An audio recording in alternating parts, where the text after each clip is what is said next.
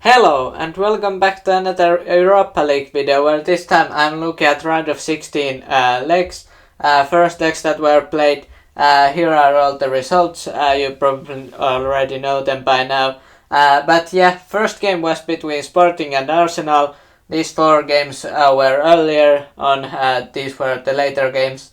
Arsenal, they thought that maybe they would win, but they didn't because, the first goal was scored by William Saliba, the French centre-back. But then Sporting, I'm not sure if it's surprising or not, but Gonçalo Inácio, he scored, so young Portuguese centre-back, probably moving to bigger club or, to top 5 leagues in the future. And then Paulinho also scored for Sporting. But then Hidema Samorita's own goal managed to make the game 2-2. I'm not sure how Arsenal fans will take this, but I would think, Arsenal will take this because the next leg will be at home, so I would think that they would win the game there, but they have to give their full effort if they want to beat Sporting. Sporting have already shown in Europa League and in Champions League how good they can possibly be if they are given a chance. So Arsenal, they need to show effort in the next leg, definitely. Then most goals in this match, I didn't expect this at all, but Union Berlin and Union Saint-Gilloise, the game ended up being 3-3, and actually Union Berlin never led in this game. Because Victor Boniface scored first, Nigerian striker, 28 minute. Then Josip Juranovic, Croatian right back who played well in the World Cup. He's proving to be a great signing for them, as I thought. Then Verdessen scored for Union Saint-Gilloise. Then Robin Knoche, who's having quite a goal scoring season, mostly because he has taken some penalties, but he scored there, centre back, and but Union Berlin didn't lead because Victor Boniface also scored his second goal. So then Sven Michel managed to make the game 3-3, and so that this game wouldn't be a disaster for Union Berlin. But this definitely means that Union Saint-Gilloise, I think they have a chance. Because second leg will be played at home, and 3-3. If there were the away goal rule, it would be even better. But if there was a away goal rule still in place, but Union Saint-Gilloise, I think they can be happy with this result. Whereas Union Berlin, I didn't expect them to score this many, but not that they would allow this many goals as well. So. Union Berlin, they have to do better in the match that will be played in Belgium. So, let's see if they could do that and get through here. They did quite well against Ajax, but they won their second leg, but that was at home. So the second leg of this match will be away from home for them. So interesting to see if Union Berlin could respond that well. Then Leverkusen faced Hungarian side Ferencváros. They scored. They only had 2 shots on goal. Demirbay and Tapsoba scored the goals. 2 shots on goal. Pretty efficient there. Ferencváros probably would have wanted at least 1 goal here, or not to concede more than 1 goal. But I think Leverkusen probably goes through here, but. It's gonna be an interesting second leg, definitely, because maybe Ferencváros could take an advantage that Leverkusen's season hasn't been all that great in Bundesliga, but they, being Leverkusen, they won Monaco and managed to get their way through the round of 16. So maybe Leverkusen does better in Europa League this season than in Bundesliga. Then Roma beat Real Sociedad, a bit of a same story here as with Leverkusen Ferencváros, that I thought that maybe Real Sociedad would have deserved a bit more from this game, but El Shaarawy and Kumbulla managed to make the game 2-0 for Roma, and yeah, I think that's probably enough to get them through. Both teams have had better points in their respective leagues. Real Sociedad having a downtime recently. Maybe they could get something going in the second leg. It's gonna be their home game, but yeah, I don't know if they can climb back.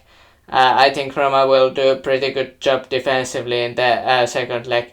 That's gonna be at home for Real Sociedad. Then Ukrainian side Shakhtar Donetsk faced Feyenoord, who leads the league in Eredivisie. Actually, it looked like Shakhtar Donetsk would win the game when they went up 1-0 when Yaroslav Rakitsky, the experienced Ukrainian centre-back, scored.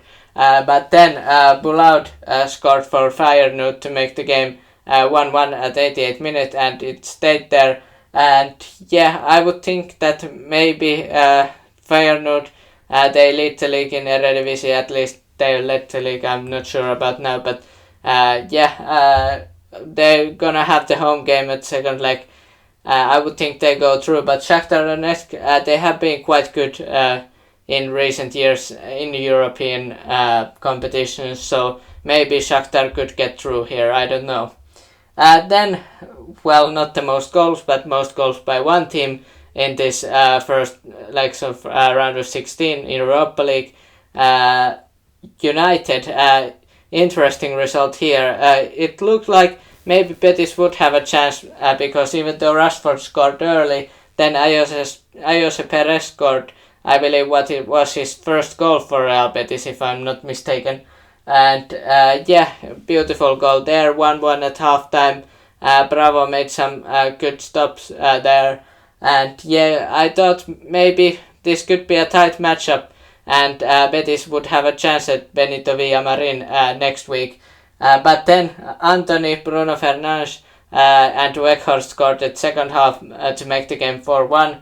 And I think this tie is probably pretty much over. I'm not sure if Real Betis can cope from this match to next that's gonna be played soon. So yeah, I'm not sure about this result for them. But yeah, United big win. I kind of expected this bounce back because what happened against Liverpool, usually when a team has that bad result, they will be better in their next match, and United definitely, at least result-wise, they were better. Then Juventus won the game against Freiburg 1-0. Angel Di Maria, who has been on fire lately in Europa League because, well, he scored hat-trick against Nantes, and yeah, he scored here the game winner for Juventus, but yeah, Freiburg didn't really get any chances in the match. I believe it was only one shot on goal or no shots on goal for them. And yeah, Juventus, I think they would have wanted 2-0 or 3-0 win here because Freiburg, the match will be, the second leg will be their home game. So yeah, they have their fans to support here or there. And yeah, maybe Juventus could struggle in the second leg, I don't know, but Juventus point deduction affects them in Serie A, but yeah, here they have a good chance of getting through. They just have to play well in their away game against Freiburg. And the last game between Turkish side Fenerbahce and Sevilla, who have struggled this season in La Liga. At some points they have been close to getting relegated, and they still are pretty close of getting relegated. Joan Jordan and Argentinian Eric Lamela managed to make the game 2-0. It stayed there, and yeah, Sevilla, they seem to be better at European competitions this year than in La Liga. Let's see if it stays same. Stays the same. Fenerbahce will have the second leg at home. So yeah, as with many of these teams, Fenerbahce could do something because, well, home game usually affects the team at least somewhat.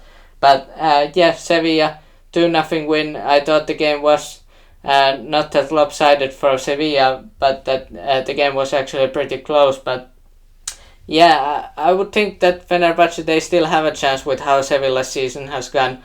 Sevilla have to play great at the second leg as well. Let me know your thoughts about this round of 16 first legs. What did you think about them, and were you surprised by any of these results, and did your favorite team win? And hit the like and subscribe for more football and Europa League content, and have a nice day.